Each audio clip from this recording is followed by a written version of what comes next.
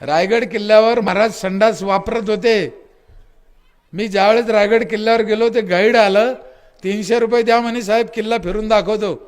म्हणलं महाराजाचा मा जिजाऊचा संडास दाखवला तर मी पैसे देईन, नाही तर नाही. तो म्हणे मला पहिला माणूस भेटला की संडास दाखवा म्हणतो म्हणे. आणि अक्षरशः मी पाहिला शौच खड्ड्याचा दगडाचा. आत्ता चिनी मातीचे भांडे, त्यावेळेस दगडाचेच असे करून केलेले भांडे. संडास आता पडीत झाला तो, पण आहे दगडात बांधलेला, शौच खड्ड्याचा दगडाचा केलेला. मी दर्शन घेतलं त्या संडासचं. 400 वर्षापूर्वी आमचा बाप संडास वापरत होता म्हणल्यावर कसा असायला पाहिजे. आणि आता आम्ही नुसते जयंतीला जय जय, अर्धे दारू पेल, अर्धे गांजे पेल, हलकट झाले. याने बदनाम केला हो. म्हणून माझा गुरुजीवर राग आहे. गुरुजी म्हणजे तुम्हाला वाईट नका वाटून देऊ, आज बरेच गुरुजी इथं आहेच योगायोगाने.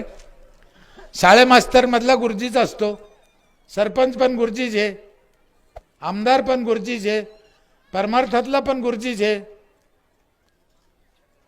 सगळे गुरुजीच आहे. नाही यांनी समाजाला शिकवलं असतं, समाजाने ऐकलं असतं. समाज काही बी ऐकतो.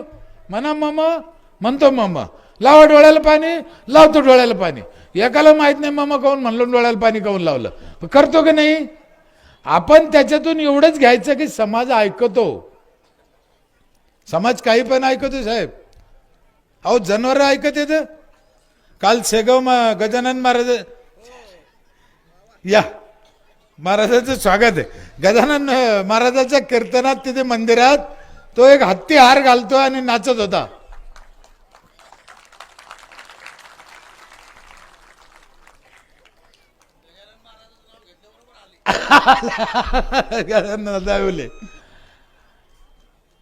म्हणजे जनावर सुद्धा शिकू शकते पहा, तर माणसं काय शिकवणार नाही. त्याला ज्या पद्धतीने शिकवलं त्या पद्धतीने तो शिकू शकतो. मग आम्ही उन्हाचा टाइम पोराला खड्डे करायला लावून राहिला, पोरीला झाड लावून राहिला, हे नक्की भास्क्याचंच काम असलं पाहिजे म्हणे. मी म्हणलं हो आजी मीच सांगितलं हे, आणि हे नवीन निघालं म्हणलं. आता हे गुजरातून आलं. ती म्हणे काय आलं गुजरातून. म्हणलं हे झाड लावाच लागत पहिल्या दिवशी. ती म्हणे नाही लावलं तर काय होतं. म्हणलं नाही लावलं तर लेकरं बाळा जगतच नाही. असं तिकून आलं. म्हणलं लावायचं लावून दे, नाही तर नको लावून दे. लावून दे म्हातारी बी माती लोटायला लागली ना. मला काय म्हणायचं, आपल्या गावात आपल्या देशामध्ये सण श्रद्धा जयंत्या उत्सव जाती याला विकासात जोडा, त्याला नाव ठेवू नका.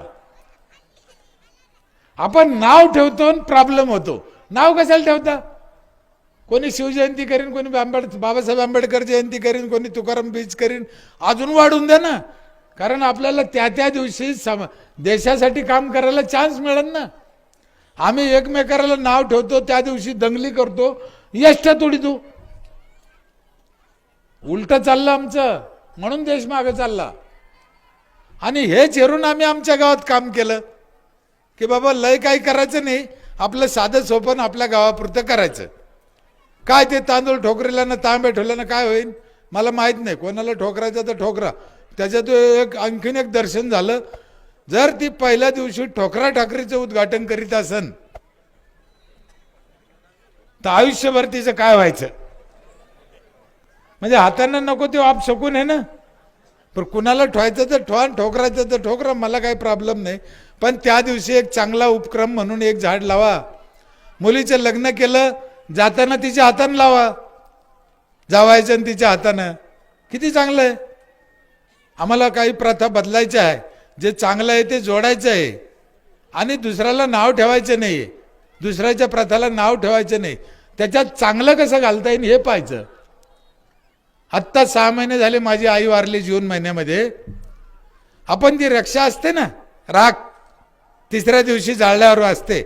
जनरली माणूस काय करतो त्या राखीचं, गंगेत नेऊन टाकतो.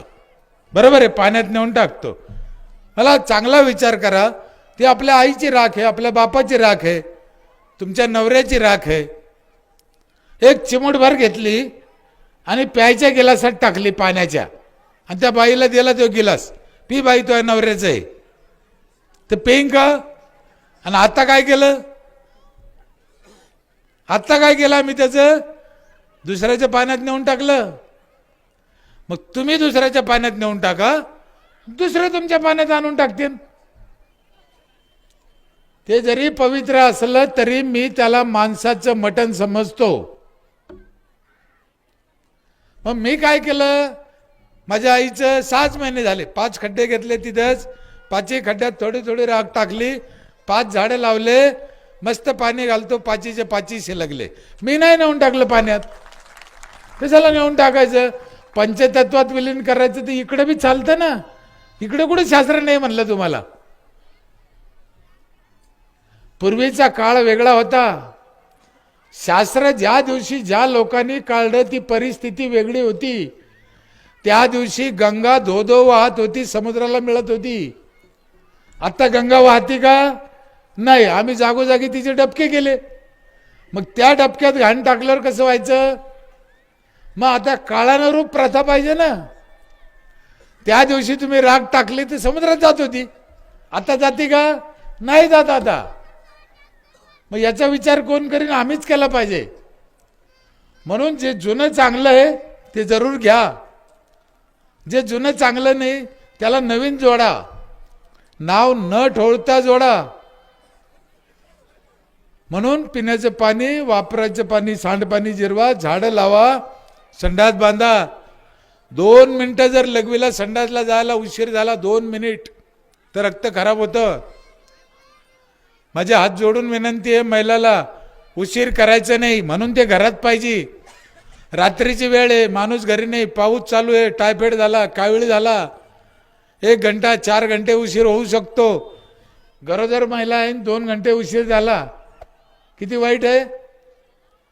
आणि जर ते घरात असलं तर त्याची बनावट अशी आहे, त्याचे घाण होत नाही, त्याचे जंतू येत नाही, म्हणून त्याला वापरायचं काय आहे. तर इथे सरपंच कोणी असेल ना, सरपंचाला माझे हात जोडून विनंती आहे, बाबा लोक जर तसे ऐकत नसन तर आता एक नवीन कॅमेरा निघाला, वरून फिरतो, त्याचं काय नाव? ड्रोन. 1 लाख रुपयाला येतो तो, काय लय पैसे नाही लागत. ग्रामपंचायतीनं तो ड्रोन कॅमेरा घ्यायचा, रोज सकाळी गावाच्या चौकून भर फिरायचा. पुरे पळले पाहिजे धोत्र धरून, कोण इकडे यायला काय. सकाळी शूटिंग करायची, संध्याकाळी चौकात दाखायचं. काय करतं? गोडीनं जर ऐकूच येत नसेल कोणाला, मग कोणत्या भाषेत सांगायचं? कारण समाज काय ऐकत नाही आमचा, तर आमच्यावर समाजाचा विश्वास राहिला नाही. याचं कारण असं की आतापर्यंत आम्ही समाजाने विश्वास ठेवा असं वागत नाही. काहीच लोकांवर काहून विश्वास ठेवते? काहीच लोकांवर का विश्वास ठेवते? कारण ते तसे वागले. महाराज तुम्ही समोर आहे म्हणून नाही, मी महाराष्ट्रात कोणत्याही जिल्ह्यात गेलो तर तुमचं नाव ऐकतो. बाबळगावकर महाराज. हा, त्या दिवशी ते एक माणूस मला नाशिक जिल्ह्यात विचारलं, तुमचं गाव करमाडपासून किती लांब आहे म्हणे. म्हणलं आहे 20-25. पण मला एक कळानं, म्हणले करमाडच मधून कुठून आणलं तो. सारं त्याला सोडून करमाड काहून विचारलं? मी लय शंका खोरे. नाही तिकडे ते आमचे महाराज राहते म्हणे बाबळगाव. आता म्हणलं असं म्हणणं, मला करमाड खाऊन आणलं. तुमचं बाबळगावकर नाव कोणा ठुलं काय माहिती बाबा. लोक बाबळेला घालाय भेटते, बाबळेला कुठं बोरं लागत आहे का म्हणते. इथं बाबळेला सफरचंद लागू राहिले. सफरचंद कर्तृत्व तसं पाहिजे. तो बाबळेचा आणि बोरीचा दोष नाहीये. तुम्ही कुठे जन्माला आले याला महत्व नाही, तुम्ही काय करता याला महत्व आहे. हे माणसाला कळलं ना, मग जीवन सुखी झालं. म्हणून सांगितलेलं आहे, ऋषीचं कुळ पाहायचं नाही, नदीचं कुळ पाहायचं नाही. हे काय सांगितलं आम्हाला? तुम्ही कुठे जन्माला येऊन द्या, काय फरक पडत नाही. आमचे अब्दुल कलाम साहेब पेपर लिखित होते लहानपणी. मी त्यांच्या घरी गेलो रामेश्वरला. ते ज्या शाळेत शिकत होते तिथे गेलो, पाहिलं. एकच राष्ट्रपती असे आपल्या भारतातले, पेन्शन घेतलं नाही, बंगला घेतला नाही, रिटायर. त्यांचे भाऊ आत्ता बी छत्र्या शिवते. कुठं कमी पडलं हो त्याला? 84 लाख जीव आहे आपल्या देशामध्ये, विश्वात. आम्हाला संतांनी सांगितलं, सगळ्याला पुरतं, तुला उपाशी ठेवीन का? तुझं मोकलीला ऐसे नाही, तरी भाडवा पिसाळ्याने करतो, वाट्याच्या पुढे दगड ठेवतो. हे वाट्याच्या पुढे दगड काऊन ठेवते मला अजून कळलंच नाही लोक का. मग मला एखादं पाटील कोणी चहा प्यायला नेतो, साहेब घरामागं आहे कर महाचे म्हणतो, आणि वाट्याच्या पुढे दगड ठेवतो हलकट. म्हणल्यावर काय माणसं म्हणत झाले. या जगात जन्माला येताना आपण काय आणलं नाही, नेताना काही नेणार नाही. मग इथं आम्ही जन्माला कशासाठी आलो? इथं एकच काम आहे आमचं, दीन दलिताची गोरगरिबाची सेवा, आडाने कबाड्याला अज्ञानाला ज्ञान देणं हे आमचं काम आहे. याच्यापेक्षा दुसरं काही नाही. ह्या जन्माचं सार्थकच ते. म्हणून सगळं संतांनी, राष्ट्रपुरुषांनी, कवींनी सगळ्यांनी तेच सांगितलं. साने गुरुजीने किती सोपं सांगितलं, खरा तो एकच धर्म जगाला प्रेम अर्पावे. तुकाराम महाराजांनी काय सांगितलं, यारे यारे सगळं लहान सगळ्याला द्यायचंय, सगळ्यांनी वाटून खायचंय. काय खायचंय? हा रस खायचाय. बाकी गहून ज्वारी तर कोणाला कमी पडत नाही या देशात. पण आम्ही गहून ज्वारीहून भांडणं करतो, कोणालाच कमी पडलं नाही हो. बघा पहिल्या काळामध्ये ऋषी मुनी जवळ झोपडत राहायचे. एसी होती का त्यांना? नाही. गाड्या घोड्या पैसा अडका काय नाही. जर ते ऋषी चुकून राजवाड्यात गेला तर कोण कोणाच्या पाय पडत होतं? ऋषी राजाच्या का राजा ऋषीच्या पडत होता का? बरं याच्यापेक्षा काय होतं? ज्ञान, चांगली वागणूक, चांगलं शिक्षण द्यायची पात्रता त्याच्याकडे होते, म्हणून राजा पाय पडत होता. अक्षरशः तुम्ही फोटो पाहिला असेल, छत्रपती शिवाजी महाराज सुद्धा तुकाराम महाराजाच्या कीर्तनात बसत होते. का बरं? का ज्ञान तिथूनच आहे. म्हणून आपल्या गावाचा देशाचा विकास करायचा असला तर 3 सूत्रावर अवलंबून आहे. एक, पहिले संतांचे विचार पाहिजे. 2, शासनाचा पैसा पाहिजे. 3, स्वतः कष्ट करायची तयारी पाहिजे. संपलं. याच्यापेक्षा काही लागत नाही गावाचा आणि देशाचा विकास व्हायला. पण आम्हाला स्वतःचे कष्ट नाही, स्वतःचा हिस्सा नाही, आधुनिकतेची जोड नाही, संतांच्या विचारावर भरोसा नाही. मग कसं व्हायचं? तुम्ही बघा गावोगाव कीर्तनाला आता पोरं येत नाही, नवीन पोरं, जुने म्हातारे कोतारे, म्हातारी कोतारी 10-20 लोक बसते, ज्याला ऐकू येत नाही, जे काही करू शकत नाही. असे कीर्तन, गाथा, गीता हे कुणी ऐकावं? हे 15 वर्षे, 16 वर्षे, 12 वर्षे, 18 वर्षाच्या पोरांनी ऐकायला पाहिजे, त्यांना सांगायला पाहिजे.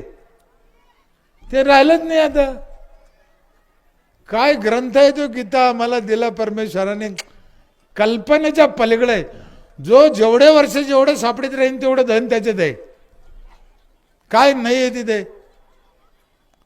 700 वर्षापूर्वी ज्ञानेश्वर महाराजांनी एका ओवीत सांगितलं, वीज कशी तयार होती. तिचा शोध फक्त 200 वर्षापूर्वी लागला.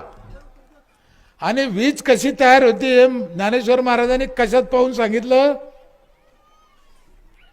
म्हणजे 5000 वर्षापूर्वी आम्हाला सांगितलं होतं वीज कशी तयार होती, आणि तिचा शोध लागून फक्त 200 वर्ष झाले. मग काय ज्ञान असेल त्याच्यात? आम्हाला ते कळत नाही, आम्ही त्याचा चुकीचा अर्थ काढतो. आणि प्रत्येक ठिकाणी अर्थ बदलतो. योगियाचे योगी आहेत ज्ञानेश्वर महाराज, आणि त्यांनी सांगितलं योग याग विधी येणे नवे सिद्धी. हे तर वायाची उपाधी दंबद, म्हणजे ज्यांनी योग काढला तेच म्हणतो हे काय करता. इथं आमची गफलत होती. इथे नेमका अर्थ आम्हाला कळत नाही, खरं काय ते समजत नाही. म्हणून परिस्थितीनुसार त्या त्या काळात त्या त्या ऋतूत त्याचा अर्थ लावला पाहिजे. योग याग विधी येणे नवे सिद्धी महाराज का म्हणले? सर्वसाधारण माणसाला ते जमणार नाही म्हणून म्हणले. आता एका पायावर उभा राहून तपश्चर्या करा, तुम्हाला देव प्रसन्न होईल, हे एक जणांनी सांगितलं. आता आम्हाला दोन्ही पाय नाही, मग आम्ही काय करावं? मग त्याच्यासाठी वेगळा मार्ग सांगितला ना महाराजांनी. म्हणून ते चूक आहे असं नाही. आपल्याकडे हेच होऊ राहिलं, कळत नाही, दुसऱ्याला नाव ठेवतो. त्याचा पंथ चांगला नाही, याचा धर्म चांगला नाही, याची जात चांगली नाही, तो महाराज चांगला नाही. मुळात आम्हाला कळत नाही, आम्ही अज्ञानी आहे, म्हणून आम्ही एकमेकाला नाव ठेवतो. माझी तुम्हाला हात जोडून विनंती आहे, मी पहिले सांगितलं मी काय तुमच्या समोर ज्ञान देण्याजोगा तुम्हाला काही सांगण्या इतका मोठा माणूस नाही, पण महाराजांच्या आदेशाने मला तुम्हाला तुमच्या पुढे उभा केलं. तुमच्या दर्शनाची संधी दिली मला. आपल्याला ह्या 5-6 गोष्टीवर काम करायचं आहे. याच्यात अजून एक सगळ्यात महत्त्वाचं शिक्षण राहिला आपला विषय. 5 पैकी मुलाला शिकवा, शिक्षणाशिवाय पर्याय नाही. आता जगात आपल्याला राज्य करायचं आहे, जगाशी जोडायचं आहे. शिक्षण नाही तर काय खरं नाही. तुमच्यापैकी बसलेल्याला इथं कोणाला कलेक्टर होता येतं का आता? नाही. पण व्हावं वाटतं ना, व्हावं वाटतं, पण होता येतं का? नाही. मग परमेश्वर माणसाला जीवनात 2-2 संधी देतो. कोणत्या 2 संधी? तुम्हाला कलेक्टर व्हायची संधी तुमची हुकली, पण एक संधी पुढे देवाने तुमच्यासाठी ठेवली. तुमच्या पोराला कलेक्टर करा. त्यानं काय होईल माहिती आहे? तुम्ही कलेक्टरचा बाप होईल.